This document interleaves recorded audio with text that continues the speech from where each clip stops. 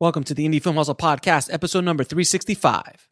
Filmmakers need to take back control of their films and how they generate revenue from them. The day of handing over your film to a predatory film distributor because you believe there's no other choice is over.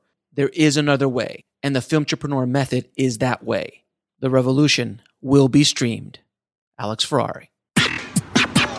Broadcasting from the back alley in Hollywood, it's the Indie Film Hustle Podcast, where we show you how to survive and thrive as an indie filmmaker in the jungles of the film biz. And here's your host, Alex Ferrari. Welcome to a crossover episode of the Indie Film Hustle Podcast. I am your humble host, Alex Ferrari. Today's show is sponsored by Rise of the Filmtrepreneur, how to turn your independent film into a profitable business. It's harder today than ever before for independent filmmakers to make money with their films. From predatory film distributors ripping them off to huckster film aggregators who prey upon them, the odds are stacked against the indie filmmaker. The old distribution model of making money with your film is broken, and there needs to be a change. The future of independent filmmaking is the entrepreneurial filmmaker or the filmtrepreneur. In Rise of the Filmtrepreneur, I break down how to actually make money with your film projects and show you how to turn your indie film into a profitable business. With case studies examining successes and failures, this book shows you the step-by-step method to turn your passion into a profitable career. If you're making a feature film, series, or any other kind of video content, the Filmtrepreneur Method will set you up for success. The book is available in paperback, ebook, and of course, audiobook. If you want to order it, just head over to www.filmbizbook.com. That's filmbizbook.com. Well, guys, today is the day. Finally, thank you so much for all your patience. Rise of the Filmtrepreneur is available for purchase today. I have been working feverishly for months trying to get this book done for you guys. I know I launched it back when I launched this podcast and this website. I think it was in June, July sometime. And you guys have been patiently waiting for the release of this book. And I hope the wait has been worth it. Now, the book is available in paperback, ebook, and audiobook. And in this episode, I'm going to give you a sneak preview of not only the book, but of the audiobook as well. You will get the preface and the first 2 chapters of the book to kind of whet your appetite on what is coming in the book. And at the end of this episode, I will share with you how to get a copy of the audiobook for free. Now, before we get into it, guys, I just want to express to you the importance I feel about this book and what impact I'm hoping it has on the filmmaking community. I think it is time for a revolution. I think it's time for filmmakers to truly take back control of how they make money with their art, with their films.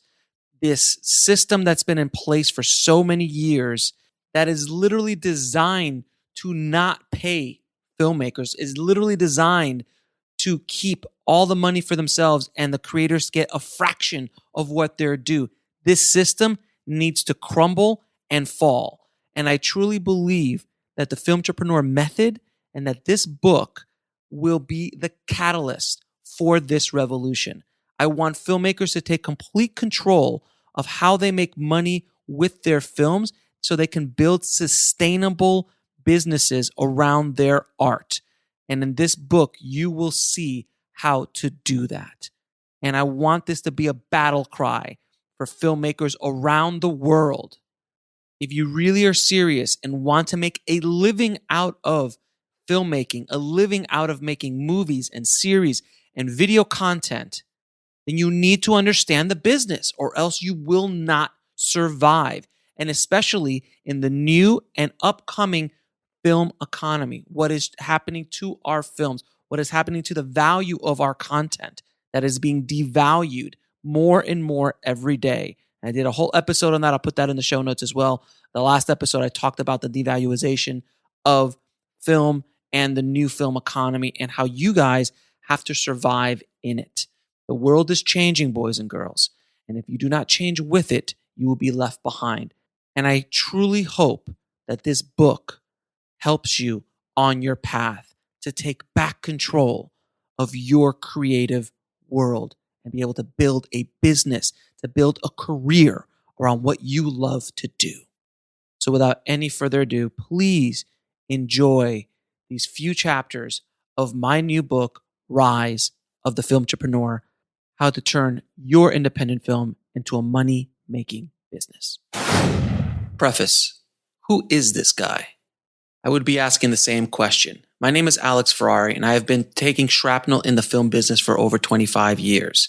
I've worn many hats on my filmmaking journey: production assistant, office PA, assistant editor, film editor, colorist, post-production supervisor, online editor, television promo predator, movie trailer editor, visual effects supervisor, lighting guy, though I don't consider myself a cinematographer, screenwriter, producer, and finally, director.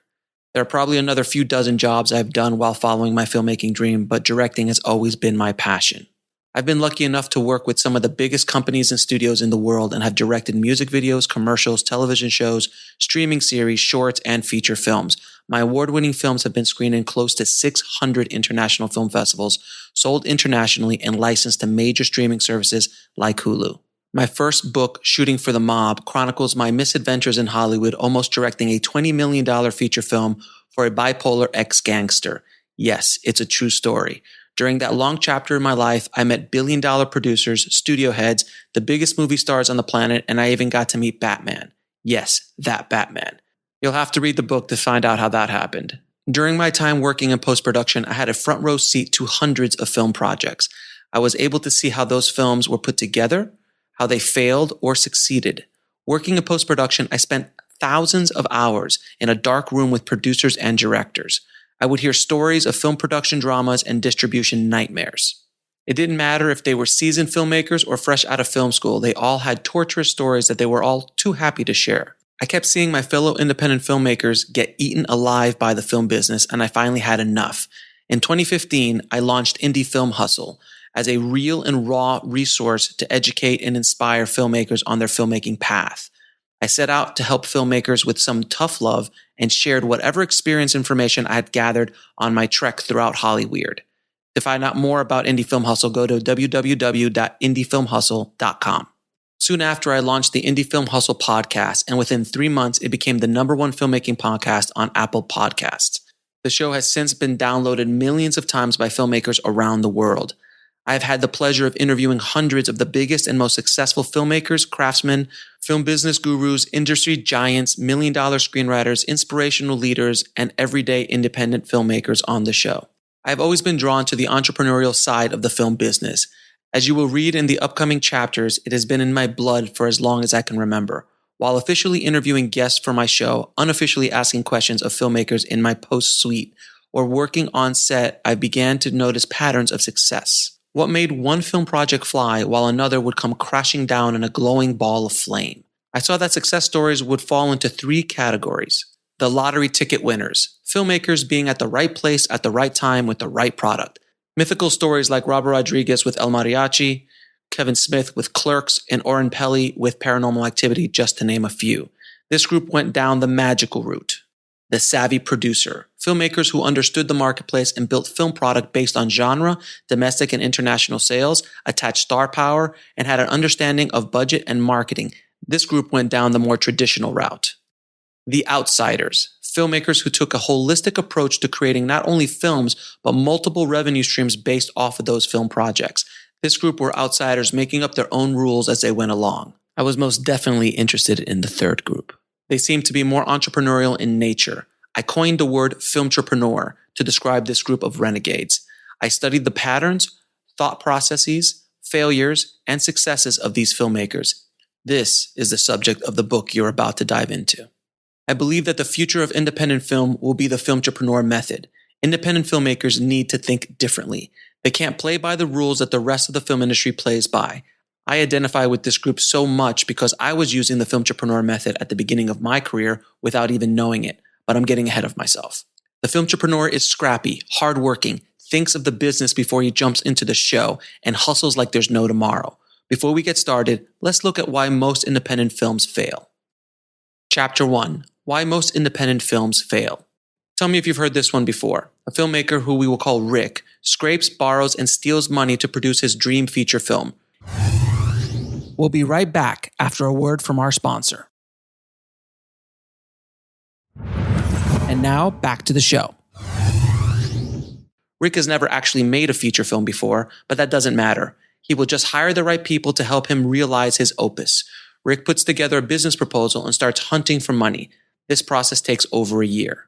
By some miracle, Rick raises $250,000 for his film, most of which is money he got from his family and friends. He even got a few investors who have always wanted to see their names up on the big screen as executive producers.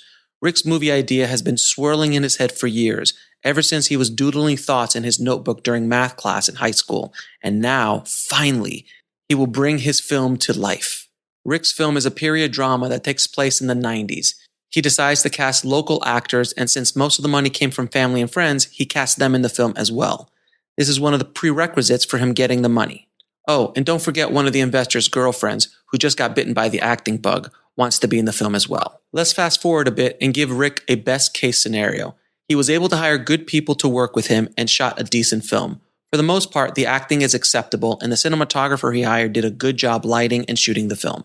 Rick is able to get the film through post-production. Mind you, it took him almost a year to finish the film because he ran out of money during post. Rick spends months hustling more money to finish the film. He even talks his family dentist into ponying up the rest of the money, and Rick finally finishes the film.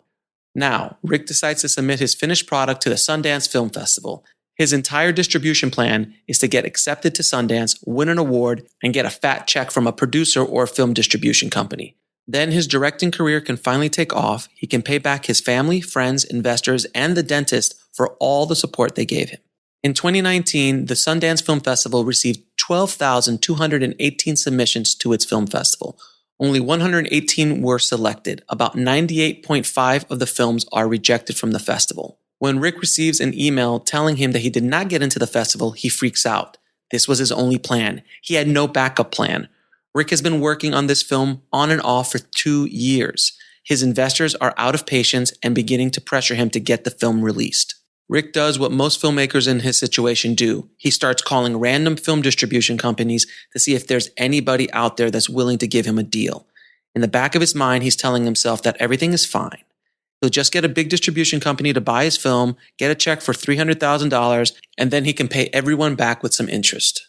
Unfortunately, film distributors are not biting. Rejection after rejection comes in. Many distributors are telling him the same thing. It's extremely hard to sell a period drama with no stars attached. After a while, Rick starts to reach out to more predatory film distributors because he sees no other choice. After 6 months of trying, one film distributor finally shows some interest. They say that they can't give him any money up front, but they'll do a 50-50 revenue split. The distributor says that he travels to all the big international film markets, including Cannes and the American film market. They believe that they can make some money overseas. They also say that they'll have his film up on all the major streaming platforms within 45 days. Rick believes his prayers have been answered. It's not exactly what he had in mind, but it's better than nothing. He receives a distribution agreement, and he sends it over to his uncle Bob, who's a real estate attorney, so he could give it a good look over. Bob reads the agreement very carefully. Unfortunately, Uncle Bob doesn't know what to look for in a film distribution contract and misses all the fine print. Uncle Bob gives the go-ahead and Rick signs the contract. The length of the terms is an industry standard 15 years. True to their word, the film distributor does get the film up on Apple TV, Amazon, Google Play, and other VOD or video on demand platforms. Months pass and there's no word from the distributor. Rick calls, but it's impossible to get anyone on the phone. After a year, the first revenue report finally comes in the mail. Rick rushes to open the letter, and when he sees the numbers, his mouth hits the floor. Good news. His little film has generated $20,000 in revenue from a few foreign sales to China and Germany. Amazing. The bad news is the VOD sales are non-existent. Rick told all his family and friends to buy or rent the film, but not many did. Well, $20,000 is better than nothing. As he goes to the last page of the report, he's expecting to see a $10,000 check, but what he finds is that the film is in the red to the tune of $30,000 plus. You see, in the contract, the film distributor had to deduct film marketing fees deliverable costs, travel expenses, poster design, trailer editors, graphics, and a list of other expenses. And since Uncle Bob, the attorney, didn't know to look to cap these expenses, this film will never see a dime in profit. This is what the film business calls Hollywood accounting. So now Rick has lost control of his film, has never gotten a dime for it, can't pay back his investors, and has lost all hope of being a big studio director because no one will ever invest in one of his movies again after this monumental failure. Rick goes on to take a position working in a job he hates so he can make a living and then gives up his filmmaking dream. He ends up angry and bitter at the world because the film business is unfair and it didn't recognize his obvious genius. Now, I know what you're thinking, that this is an exaggerated story and the independent film world doesn't normally work like this. Rick made a ton of mistakes and most people can't be that ignorant to the standard process of making and selling an independent film. I hate to tell you, but I wish that were true. The story I just laid out is unfortunately all too true. Rick is a composite of many filmmaking stories I've heard or personally been a part of. It doesn't matter if you're a seasoned professional or a film student. If you haven't gone through or educated yourself in this process, you will more than likely lose money trying to sell your film. That's the problem. Most filmmakers are taught that traditional distribution is the only path to making money with their independent films. Schools are teaching ideas that barely worked 30 years ago. The rules of the game have changed. There are more opportunities for filmmakers today than ever before, but with that opportunity comes more competition. Technology has made it easier than ever to produce a feature film, streaming series, or any high-quality video content than ever before. Every month, thousands of feature films are dumped onto the marketplace around the world. Consumers have so much content to watch that it will take a person 10 lifetimes to consume it all. Independent filmmakers have major competition for consumers' eyeballs. My film is going to be huge. I was consulting an independent filmmaker the other day, and he told me that he was going to direct a romantic comedy. I asked him what the budget was and how he planned to market and sell the film. He told me that the budget would be $100,000 and he would produce the film, then look for a distributor to buy it from him and get it out into the world. I asked if he had any marquee actors attached to star in the production. No, I just have some local actors, he said. So let's break this down. He has a romantic comedy with no marquee actors, and his plan to make his money back is to pray a distribution company will pay him for the film and be responsible for all the marketing to get his film out into the world. Mistake number 1. Shooting a romantic comedy is extremely broad. It is next to impossible to advertise to such a wide audience with little or no money. The Hollywood studios have a massive marketing budget to put ads on every billboard, bus bench, television, iPhone in the world if they wanted to. You, as an independent filmmaker, need to think differently. Mistake number 2. $100,000 for a film with no stars in such a broad genre is not advisable. The higher the budget goes, the more recognizable the cast needs to be to attract eyeballs to your film. If a potential customer is scanning Netflix or Amazon Prime and they recognize a movie star, they will be more likely to rent or stream that film. The competition for eyeballs is fierce. It would take thousands of hours to consume all the content being created on a daily basis. Your small indie film is competing with studios, amazing television, YouTube, and streaming series. In order to recoup a budget of that size in a genre so broad, he would need star power he can't afford. Mistake number 3. If you think in today's world a distribution company is going to look at your $100,000 romantic comedy with no stars and pay you an MG or minimum guarantee, you're sorely mistaken. There is so much product in the marketplace, distribution companies have their pick of the litter. They only pay for movies that are guaranteed slam dunks. The best way they know how to value a movie is by the movie stars attached. The more likely scenario with this film goes as follows. The distribution company would give them no money up front, offer a horrible contract that would lock up your film for 10 to 15 years, and you would probably never see a dime from any sales. This is the harsh reality of traditional distribution in today's world. Of course, there are exceptions and outliers. This exact same movie with the same budget could be sold to a Lifetime channel or Hallmark channel, but the stars would more likely need to be television actors who those channels' audiences would recognize. There are actors who have built entire careers just by starring in Lifetime and Hallmark movies. But before you call Lifetime's 800 number looking to speak to someone in the movie purchasing department, beware. If you're an independent producer, have little or no track record, and have no connection to anyone in these companies, it would be extremely difficult for you to sell your film to them.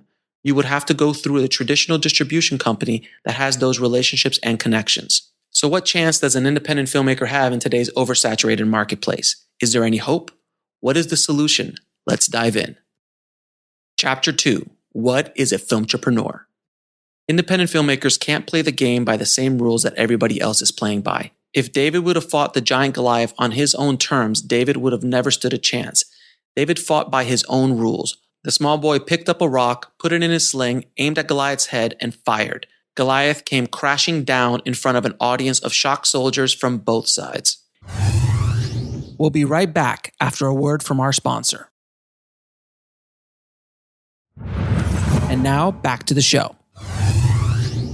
If you try to shoot, market, and distribute a feature film like most other independent films, you will most likely fail and lose money. It is said that 98% of all independent films fail to get any kind of distribution, and less than that actually recover their production budget. The ability to manage risk and hit the bullseye on a film's release is extremely difficult. If you're trying to produce and market your feature film like the Hollywood studios, you will fail. You do not have the financial muscle that the studios do, nor do you have the marketing or distribution infrastructure that they have. You don't have a $100 million print and advertising budget to make everyone in the country know that your romantic comedy is coming out on Friday. Filmtrepreneurs need to think differently, be smarter, hustle harder, and play their own game. The future of independent filmmaking is going to be the entrepreneurial filmmaker or the filmtrepreneur. The filmmaker who doesn't just understand the business side, but also understands the marketing, distribution, and product development side as well. The filmtrepreneur will understand growth hacking, viral marketing, crowdsourcing, audience building, revenue streams, and alternative ways to raise money for their projects. The filmtrepreneur is able to pivot and change with the ever-changing marketplace, adjust and exploit new technologies in film production, online marketing, and distribution methods. The filmtrepreneur must have a command of the entire filmmaking craft, even if he or she doesn't perform each part of the process. The filmtrepreneur needs to create massive value for audiences that he can actually market and sell to. His feature films and ancillary products will be so in line with his audience's wants that they will not pay attention to the big studio blockbusters coming out on Netflix or in the theater the week of his release. In this book, I will lay out concepts and strategies as well as multiple case studies detailing successful filmtrepreneur projects. The secret sauce. The secret sauce of any filmtrepreneur is creating massive value for his or her niche audience. That value could be the entertaining film that fulfills a need in an unserved audience, or it could be a plethora of ancillary products or services that have spun off the feature project. Diversification in revenue streams from a given project will give a film the best chance of not only breaking even, but actually making a profit. This is the secret sauce filmmakers do not understand. So many filmmakers just want to create a film to express themselves as artists. There's absolutely nothing wrong with that. But unfortunately, filmmaking is one of the most expensive art forms on the planet. If you want to create art, then you will need to keep the budget of your film as low as possible and prepare to lose some, if not all, of your investment in that project. As film producer Susan Lyons says, there's the word show and the word business, and the word business has twice as many letters as the word show. Can you create an art film and make money with it? Of course, the Filmtrepreneur Method works with any kind of film. You need to identify a niche audience, create a value-packed product, the feature film, and follow the rest of the steps I will lay out in the upcoming chapters. As we move forward on this journey, I'll be referring to a lot of feature films, but the Filmtrepreneur Method can also be used with streaming series, video content, YouTube channels, or any other visual media. Being a filmtrepreneur is not all about the money in business. You are working in a creative field, and if you are trying to create a film or product for the marketplace, then you should enjoy the process. If you're doing this just for the money, then you will have a hard time making a go of it being a filmtrepreneur. This business is just too brutal if you don't love what you do day in and day out. That love will get you through the inevitable rough patches and make you soar during the monumental highs. When the show and the business come together in a beautiful marriage and you provide massive value to your audience, then you will have something special. Audiences are way too savvy and sophisticated nowadays. They can smell a money grab coming from a mile away. The Filmtrepreneur Method just allows you, the filmmaker, the ability to create real value for your audience and in turn generate revenue from your film without being beholden to a middleman. You stay in control of your own destiny, and you then have a fighting chance of building a business that will allow you to fulfill your dream of being a filmmaker and building a filmtrepreneurial career. So what is the origin of the Filmtrepreneur Method? It all started with a little short film called Broken. And there it is, guys, the first few chapters of Rise of the Filmtrepreneur. I hope it whet your appetite. I hope it gets you excited about jumping into this book. And if you want to buy the book, just head over to filmbizbook.com. That's filmbizbook.com. And there you'll have links to either buy it on Amazon, Barnes & Noble, Kobo, and Audible. And if you want to get the audiobook for free and you do not already have an account on Audible, all you've got to do is go to freefilmbook.com, sign up for a free 30-day trial of Audible, which is completely free. And with that free trial, you get to download a free book. And I would recommend that you download Rise of the Filmtrepreneur, and that way you can get it for free. And I know by being a member of Audible that you will love the service, because I literally listen to about 2 to 3 books a week through Audible, and it is amazing service. But you can at least try it out and download the book there. So I'm excited to hear what you guys have to say. If you do buy the book, if you do read the book, please, I ask you, I beg you, please leave as many reviews on Amazon, on Barnes & Noble, on wherever you buy it, on Audible, wherever you buy the book.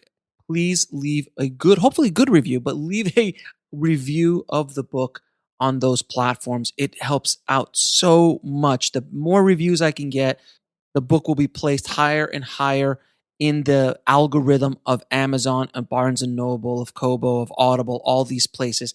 I want this information to get out to as many filmmakers as possible. We've had some amazing reviews so far from Chris Gore from Film Threat, Dan Mervish from Slam Dance Film Festival, our brother from Another Mother, RB Botto from Stage 32, Darius Britt from D for Darius on YouTube, and Chris Sharp from Yoga with Adrian, who also was a guest of the show as well. And they all given it amazing reviews, and they're on the back cover as well. And I'm just excited that everyone has read it so far, has reached out to me, has been blown away. And I'm so humbled and excited about the potential of what this book can do for the filmmaking community. So Christmas is just around the corner, and it makes a great gift for that filmmaker in your life. But no, seriously, guys, thank you so much for listening. I hope you enjoyed this sneak preview of Rise of the Filmtrepreneur. And I have a lot of stuff I'm cooking for the new year, because I just can't stand still, because that's who I am. I have to hustle. That is part of the brand, and I have to stay on brand. But I will be creating a bunch of new stuff for you guys as well. Oh, and everybody who took advantage of the Black Friday sale for Indie Film Hustle TV, thank you so much for joining the tribe. I will be adding a lot of new educational content on that platform coming in the new year, and a lot of Filmtrepreneur training that I'm going to be creating series on expanding what I talk about in Rise of the Filmtrepreneur. So keep an eye out for that, guys. Thank you again so much for listening, guys. We need to think differently. We need a revolution in independent film, and I hope this book will be the catalyst to start that revolution. Viva la revolution! Thanks as always, guys. As always, keep that hustle going. Keep that dream alive. And I'll talk to you soon. Thanks for listening to the Indie Film Hustle podcast at indiefilmhustle.com. That's INDIEFILMHUSTLE.com.